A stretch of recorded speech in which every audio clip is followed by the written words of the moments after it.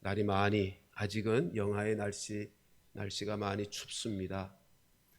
그러나 지난 금요일에 이미 입춘이 지나갔습니다. 봄의 문턱에 섰다는 소식을 들으면서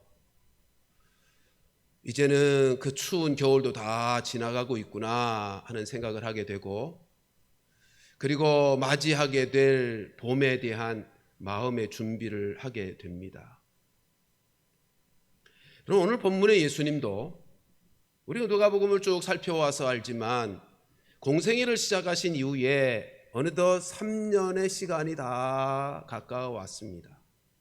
그동안은 예수님께서 제자들과 모든 사람들을 향하여 꼭 하시고 싶어 하신 말씀, 해야 될 말씀들을 말씀하시는 중에 오늘 본문에 이르러서는 이제 예수님이 이 땅에 오신 목적의 그 운명의 시간을 막다트리게 되어지자, 그 운명의 시간이 가까이 이르게 되자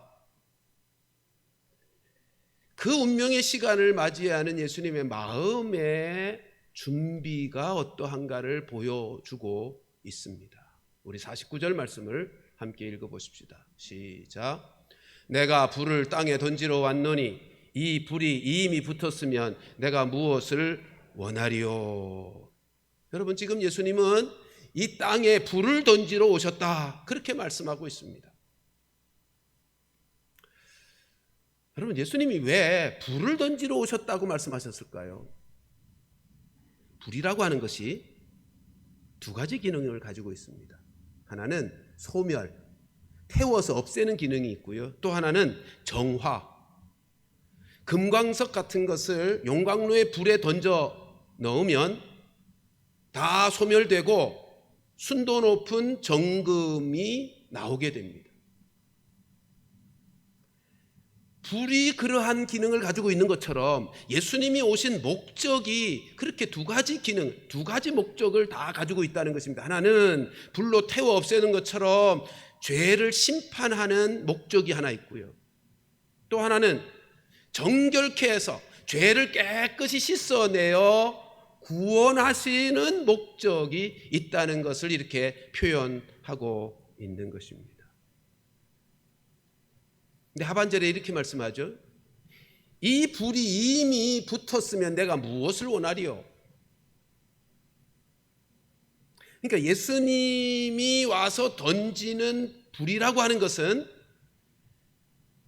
그 불을 받았을 때, 그 불을 접했을 때 회개하지 아니하고 거부하면 심판받아 멸망을 당할 것이고, 만일 그 불이 던져졌을 때 믿음으로 반응해서 깨끗함을 받게 되면, 그 정화의 기능도 있으니까 깨끗함을 받게 되면 구원을 얻게 되는 거예요. 그러니까 예수님이 던진 이 불은 어떤 사람에게는, 어떤 사람이요?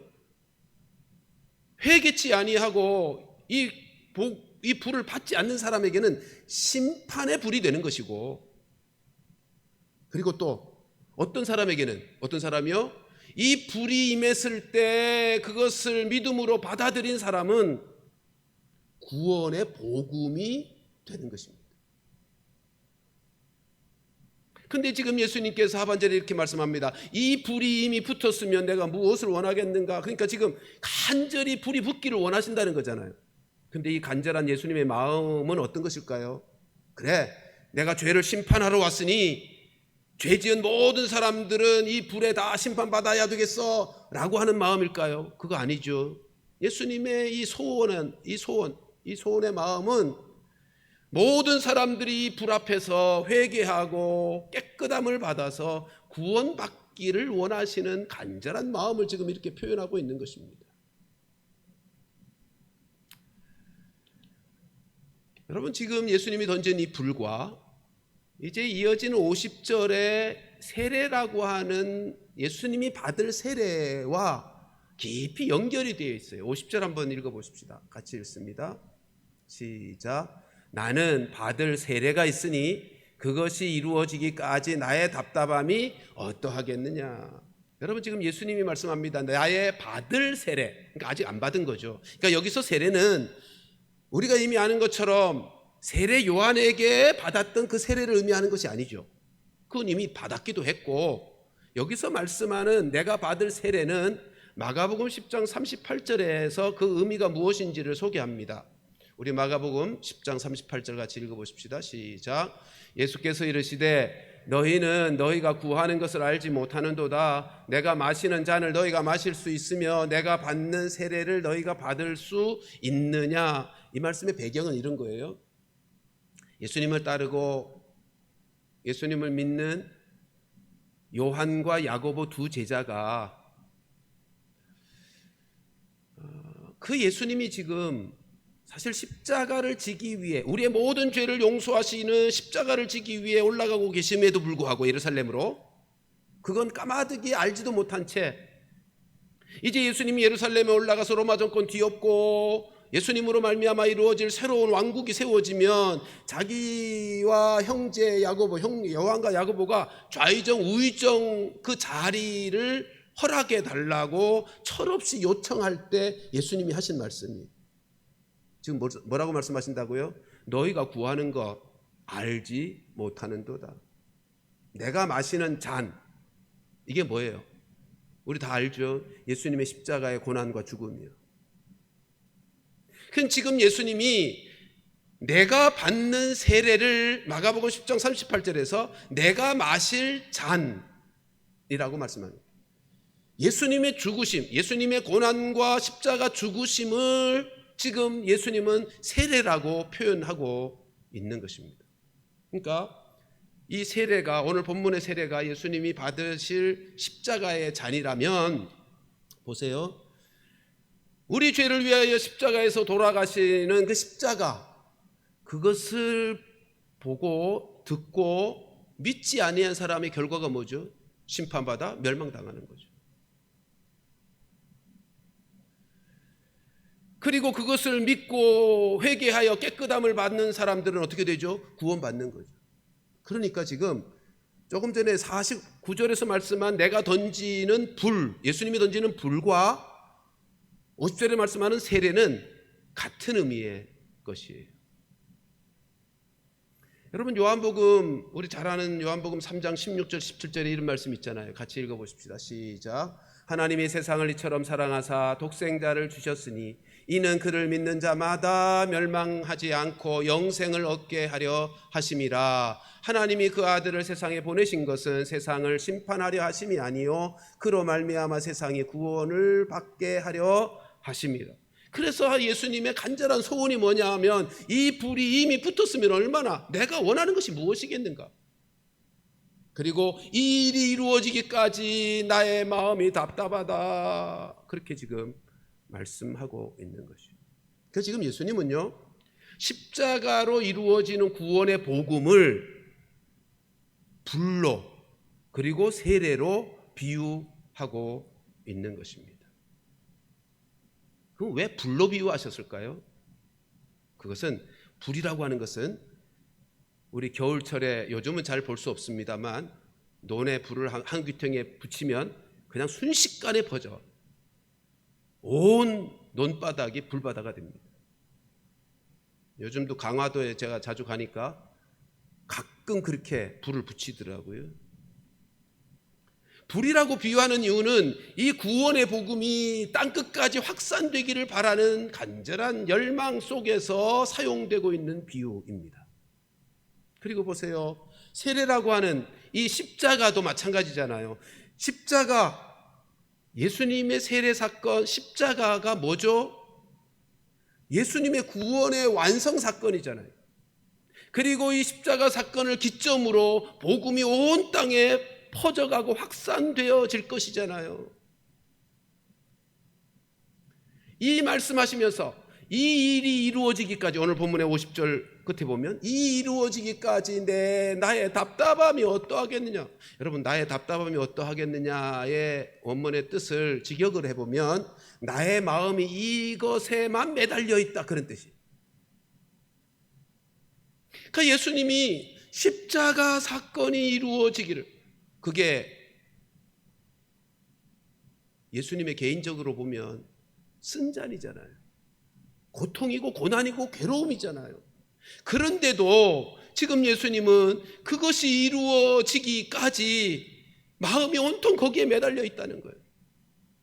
자, 그러면 예수님이 왜 이렇게 불로 온 땅에 불이 붙어 확산되기를 원하시고, 왜 십자가 세례가 이루어지기를 원하실까요? 왜 그렇게 간절하게 애타게 원하실까요? 여러분, 그것은 인간이 고쳐 쓸 수 없는, 개선의 여지가 없는 죄인이기 때문입니다. 하나님이 보실 때 인간은 고쳐 쓸 수 없는, 전혀 소망이 없는 인생이기 때문이에요. 왜요? 죄를 지어서 죄 때문에 사망에 매여 영적으로는 죽어 있는 상태거든요. 그러니까 고쳐 쓸 수가 없는 거예요. 개선의 여지가 없는 거예요.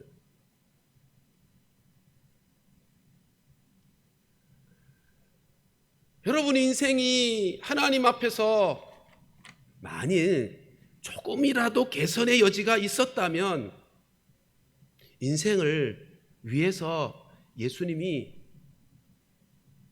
세례를 받을 필요, 십자가를 지실 필요가 없었어요. 그렇지 않겠습니까?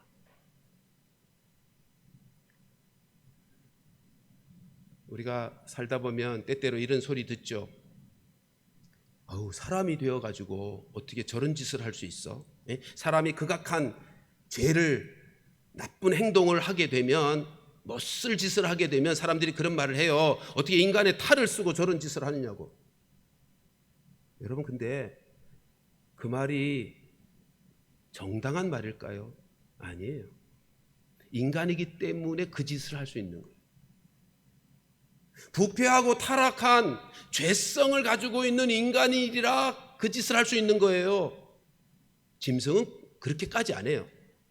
여러분, 짐승은요, 배만 차면 옆에 먹이가 지나가도요, 사자는 움직이지도 않아요. 부패하고 타락한 죄성의 인생이, 죄악된 본성을 가지고 있기 때문에 인생이 그 짓을 하는 거예요. 여러분, 죄에 매여 사망의 종로로 타는 이 인생, 한 점의 소망도 없다는 사실을 우리는 인류 역사를 통해서 확인하잖아요. 인생이 얼마나 절망적인 존재이고 더럽고 추악하여 소망이 없는 인생인가 하는 것을 지난날 역사 1차 대전, 2차 대전을 보면 인간의 실상을 알게 되잖아요. 아니, 뭐 1차 대전, 2차 대전 세계 역사를 훑어보지 않아도 숨겨져 있는 내 속사람, 내 내면의 속의 생각들과 욕망들을 들여다보면 그게 감춰져 있어서 그렇지, 남들이 보지 못해서 그렇지, 정직하게 내 속을 들여다보면 인간의 실상을 알잖아요.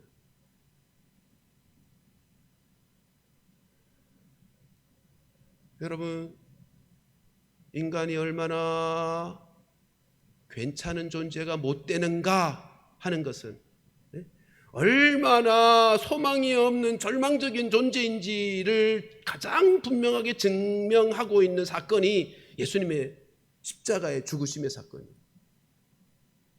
죄 없으신 분인데 그분의 죄 없으심의 대속의 은혜, 우리의 모든 죄를 짊어지시고 대신 죽어주시는 그 죽음이 없이는 다른 방법이 없는, 우리가 구원받을 다른 방법이 없었다는 사실을 우리가 잊지 말아야 돼요.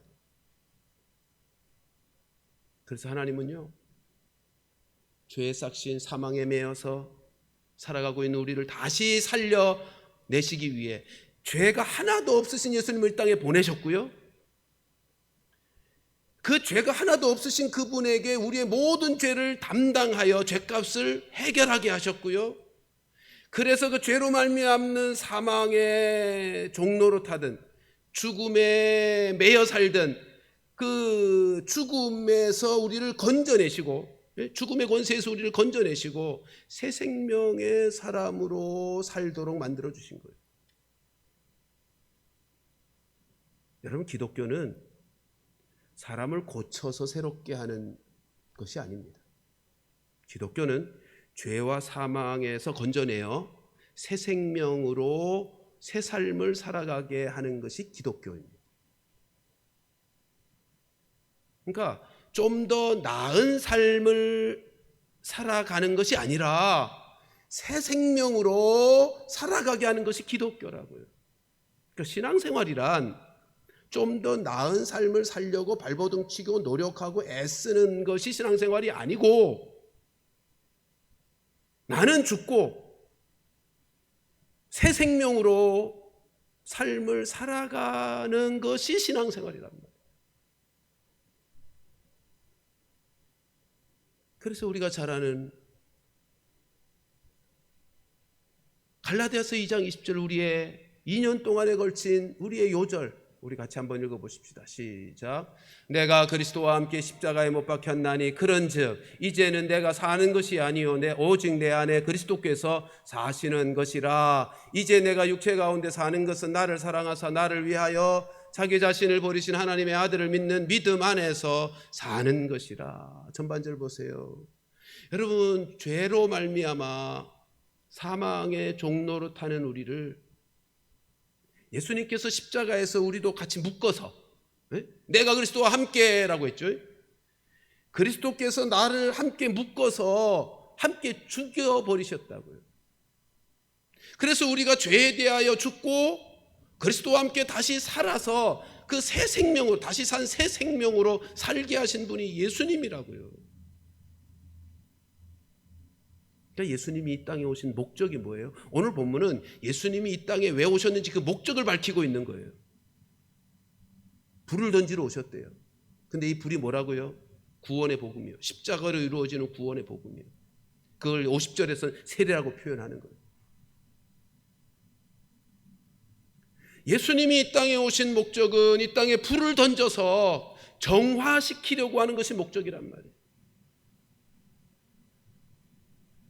그래서 50절 하반절에 이 일이 이루어졌으며 이루어지기까지 나의 답답함이 어떠하겠는가, 그렇게 이 일이 속히 이루어지기를 애타게 간절하게 소원하고 있는 것입니다.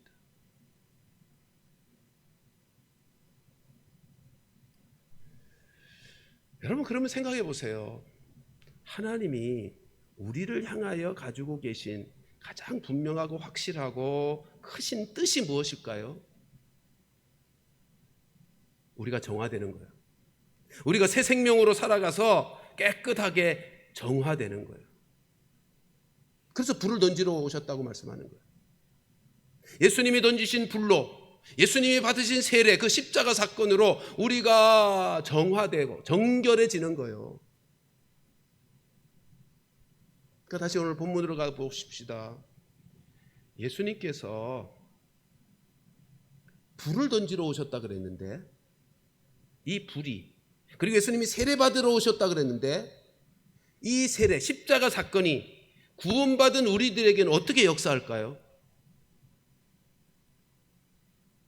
답은 분명하죠. 정결케 하는 것으로 역사하는 거죠. 심판하는 것으로 역사되지 않고 정결케 하는 것으로 역사된다고. 예수님이 던진 불로 말미암아 우리 안에 있는 불순물들, 죄악의 더러운 것들이 다 태워져 없애고 정결한 하나님의 사람으로 정금처럼 나오게 되는, 그리고 십자가가 어떤 기능을 가지고 있죠? 우리가 회개만 하면 우리를 깨끗하게 용서하시고 우리를 정결하게 거룩하게 만드시는 능력이 십자가의 능력이잖아요.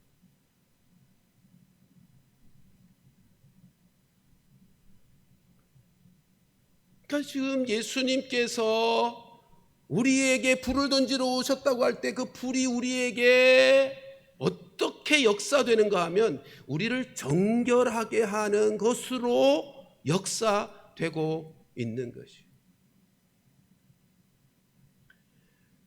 우리 모두가 다 부름을 받은 자들이죠. 우리를 왜 부르셨을 것 같아요? 정결케 하시기 위해서 부르셨다. 예수님이 오신 목적이 불을 던지러 오셨고, 그 불을 던지러 오셨다는 것이 우리를 정결, 온전한 하나님의 사람으로 회복시키기 위해서 오셨다고 하는 것이라면 우리가 모여서 함께 예배하는 목적, 우리가 구원받은 목적, 하나님이 부르신 목적은 다른 것이 아니에요. 정결케 되는 예수 닮은 인격과 예수 닮은 삶의 사람으로, 그걸 다른 말로 또 뭐라고 표현하죠? 잃어버리던 하나님의 형상을 회복하는 것으로. 그게 우리를 부르신 목적이라고.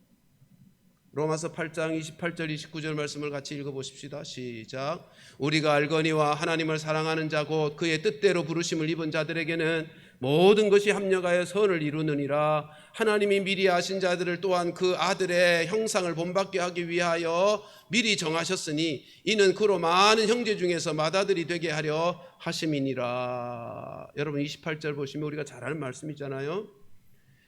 우리가 알거니와 하나님을 사랑하는 자 곧 그 뜻대로 부르심을, 우리 모두 부르심을 받은 자들이.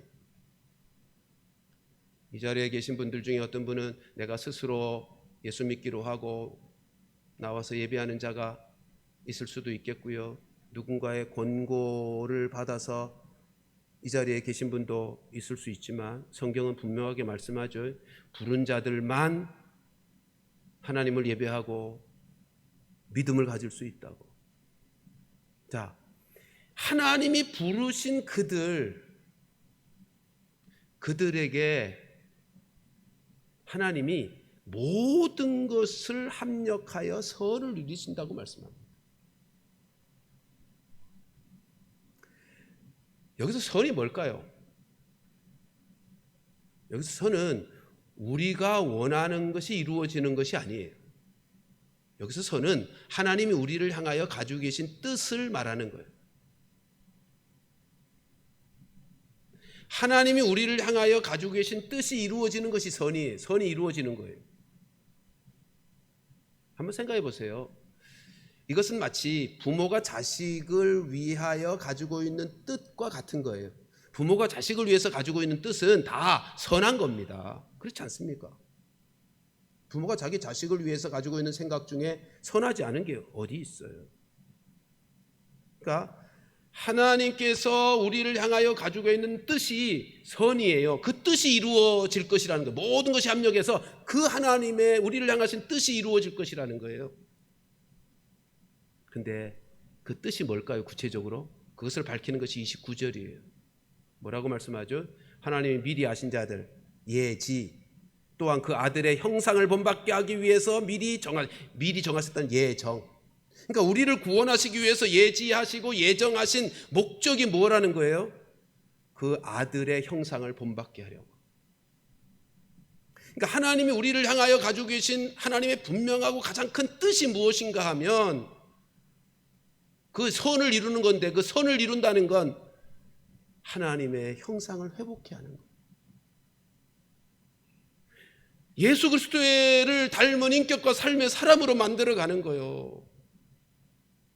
그게 하나님이 우리를 부르신 이 자리에서 함께 예배하게 하시는 하나님의 가장 큰 목적이라고요. 그게 예수님이 이 땅에 오셔서 불을 던져서 이루고자 하는 정화의 역사예요. 우리가 교회를 섬기면서 여러 가지 사역도 있고 많은 일들을 함께 하죠. 근데 꼭 기억하십시오. 일 자체가 목적이 아닙니다. 그 일을 통하여 예수 닮은 인격과 삶의 사람으로 변화되어져 가는 것이 목적이에요. 네? 교회 안에서 어떤 일을 하든지 목적을 분명히 해야 하는 것입니다. 일 자체가 성취되는 게 목적이 아닙니다. 그 일을 통해서 부딪히면서, 여러분 우리가 함께 일하다 보면 부딪히는 일 많잖아요. 생각도 다르고 습관도 다르고 우선순위도 달라서 사람들마다 자꾸 함께 일하다 보면 부딪혀요. 갈등도 해요. 알력이 생겨요. 거기서 뭘 발견하죠? 나의 모습을 발견하죠. 나의 거침도 발견하고 나의 못된 성품도 발견되고 나의 연약함도 확인되고. 여러분 교회에서 그렇게 함께 일하다가 내 모습에 나의 실상을 확인하면서 점점 예수 닮은 인격의 삶의 사람으로 변화되어져 가는 것이 목적이라고요. 일이 목적이 아니고 변화와 성숙이 목적이라고요. 한번 따라 하십시다. 일의 성취가 목적이 아니고 변화와 성숙이 목적이다. 여러분, 이 사실을 잊지 마세요. 예수님이 이 땅에 오셔서 불을 던지시는 목적, 세례를 받아 십자가를 지시는 이유와 목적이 뭔가 하면 우리가 그 불로 말미암아 정화되는 거예요. 예수 닮은 인격과 삶의 사람으로 변화되는 거라고요. 그러면 예수 닮은 인격과 삶의 사람이 무엇이에요? 도대체 무엇이 예수 닮은 인격과 삶의 사람이라고 할 수 있는 건가? 갈라디아서 5장에서 말씀하는 성령의 열매의 모습에서도 말씀할 수 있지만 한마디로 말씀을 드리면 예수님처럼 내 원대로가 아니라 하나님 아버지의 원대로 살겠다고 하나님 앞에서 순종하며 살아가는 성품, 그게 예수님을 닮은 인격과 삶의 사람의 모습이에요. 예수님이 이 땅에 오셔서 이루고자 하는 목적이 그거예요. 예수님이 하나님께 순종하셨듯이 우리도 하나님께 이제는 순종하는 인생을 만드시고자, 그러면 그것이 우리로 예수 닮은 인격과 삶의 사람으로 변화시켜 가게 되는 거죠. 그러니까 신앙의 싸움이란 다른 싸움이 아니에요. 신앙의 싸움이란 내가 얼마나 예수 닮은 인격과 삶의 사람으로 예수님의 내 뜻 내려놓고 내 감정 내려놓고 내 욕심 내려놓고 하나님의 뜻대로 순종하며 살 것인가, 그 예수님의 성품처럼 그 삶을 살 것인가의 싸움이 신앙의 싸움이라고요.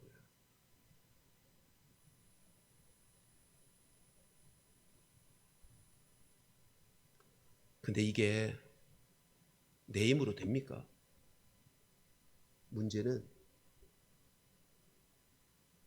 내 뜻 내려놓고 내 감정 내려놓고 내 욕심 내려놓고 하나님 아버지의 뜻대로 살아가는 이 성품, 그래서 예수 닮은 인격과 삶의 사람으로 변화되어지는 이 축복, 이게 내 힘으로 안 된다는 거죠. 성령의 도우심과 역사가 절대적으로 필요하다는 거죠.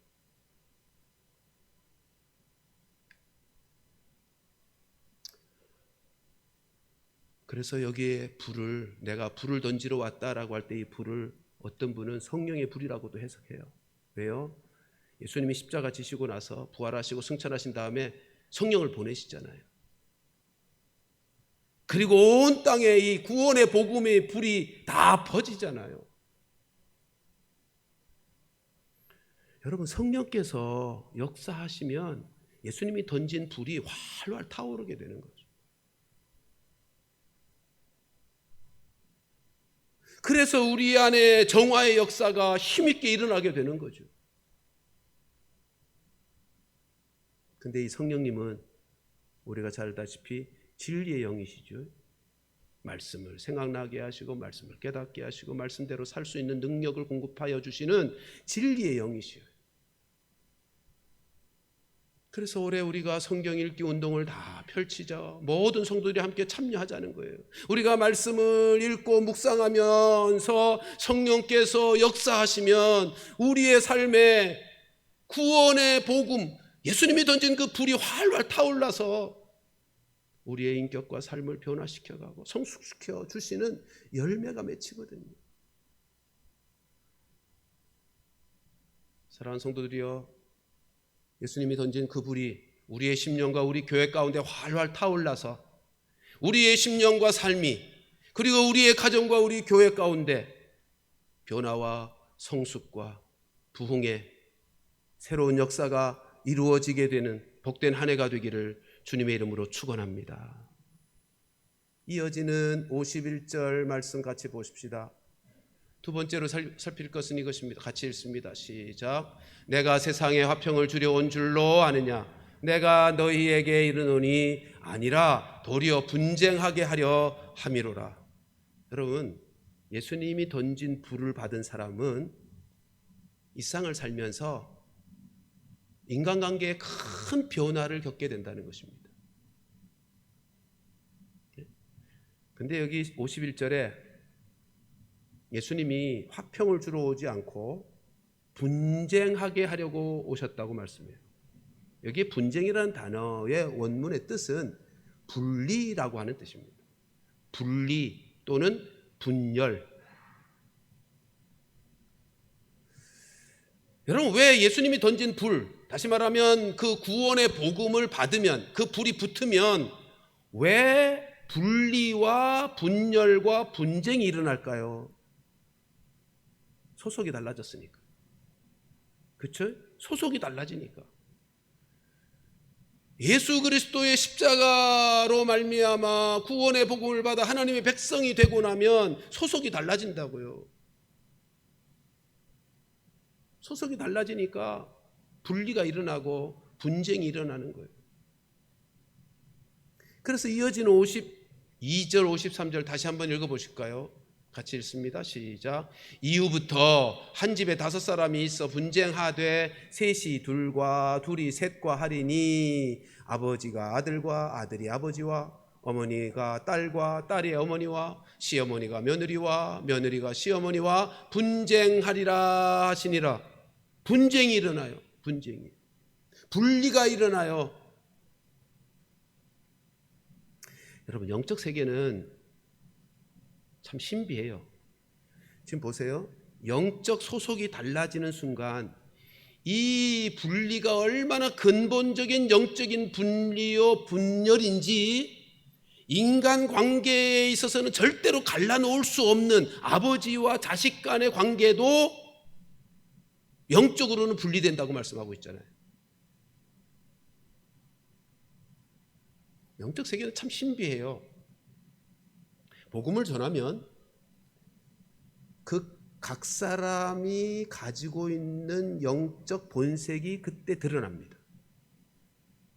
그러니까 평상시는 따뜻하고 착하고 순하고 그렇게 여유롭고 하는 사람이 복음을 전해 보면 그렇게 냉정해질 수가 없고 거칠어질 수가 없어요.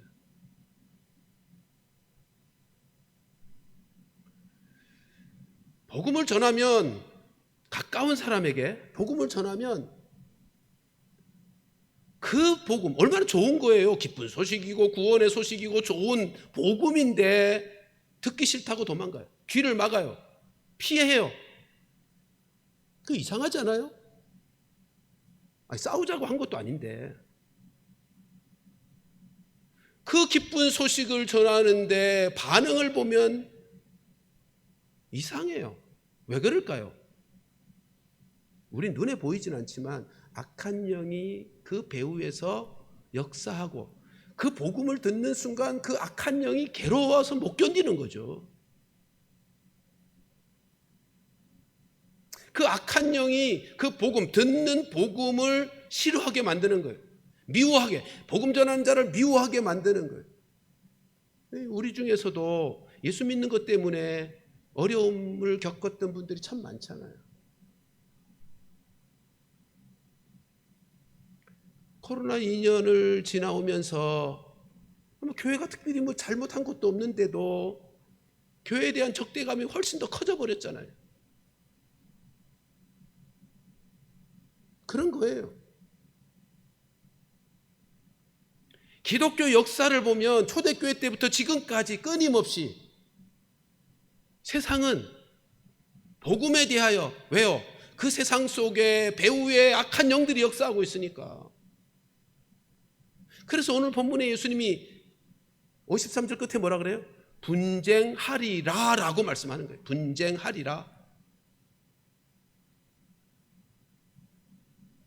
근데 문제는 이거죠. 이렇게 우리가 복음을 전하노라면 반응이 가까운 사람인데도 미워하고 거리를 두려고 하고 피하고 그래서 관계가 어색해져요. 내가 꼭 이래야 될까? 내 사랑하는 이들이 내가 복음을 전하고 내가 예수 믿는 거 다른 것 때문에 나와의 관계가 더욱 좋아지지 않고 힘들어만 져가고 있는데 내가 그래도 계속해서 복음을 전해야 될까? 갈등하게 되죠. 고민하게 되죠. 그러나 결코 갈등하거나 괴로워하거나 포기하지 말아야 될 것은 예수님께서 이미 이렇게 말씀하고 있잖아요. 분쟁하리라. 분쟁하리라. 여러분, 이럴수록, 그러니까 말세가 되면 될수록 이 반응은 더욱더 심해질 것이라고 말씀했어요. 그러니까 주눅들지 말아야 돼요. 중심을 꽉 잡고 흔들리지 말아야 돼요. 흔들리지 말아야 돼요. 여러분, 이 갈등과 이 싸움은 포기할 수 없는 싸움이잖아요. 내 사랑하는 가족들을 어떻게 포기하겠어요? 안 그래요? 그리고 이 싸움은 진정한 분리를 이루는 싸움이 아니라 하나가 되기 위한 싸움 아닙니까? 이 싸움은 내 부모를 잃어버리게 하는 싸움이 아니라 우리의 부모를, 내 사랑하는 가족들을 살려내기 위한 싸움이란 말이에요. 포기할 수 없는 거죠. 포기해서도 안 되는 거죠.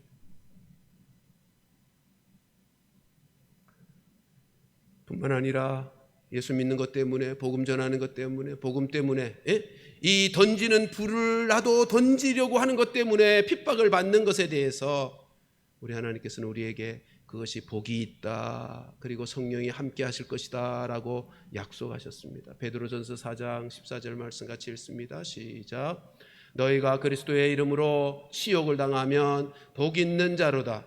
영광의 영 곧 하나님의 영이 너희 위에 계십니다. 말씀을 정리하겠습니다. 예수님께서 이 땅에 오신 목적은 이 땅에 불을 던지러 오셨습니다. 십자가로 말미암는 구원의 복음을 우리에게 주시려고 오셨습니다. 이 불이 하는 기능은 구원받은 우리들에게 있어서 정화의 기능입니다. 예수 닮은 인격과 삶의 사람으로 변화시켜가는 능력과 은혜의 불입니다. 사랑하는 성도 여러분, 우리가 이 불로 우리의 삶이, 우리의 인격이 그렇게 예수 닮은 것으로 변화되어 성숙되어 가게 된다면 우리가 가진 이 불로 인해서 우리 주변의 사람들이 빛을 보지 않겠습니까? 그들에게도 이 불이 거부할 수 없는 축복으로 받아들여지지 않겠습니까? 그리고 오늘 본문에서 예수님은 이 불이 이미 붙었으면 내가 무엇을 원하겠는가? 이 일이 이루어지기까지 나의 답답함이 어떠하겠는가? 이 구원의 복음의 역사가 온 땅에 퍼져가기를 그렇게 간절하게, 애타게, 급박하게 소원하고 계시는 주님의 마음처럼 그 불이 바울을 통해서, 여러 사도와 여러 선교사들을 통해서 나에게까지 왔는데 이 불을 나에게서만 머물게 하지 말고 내 사랑하는 이웃들에게도 그 주님의 소원을 우리도 가지고 내 사랑하는 이들에게도 이 불을 던져 그들 가운데도 이 불의 역사로 구원의 역사가 이루어지는 그런 축복이 함께 나타나게 되기를 주님의 이름으로 축원합니다. 기도하십시다.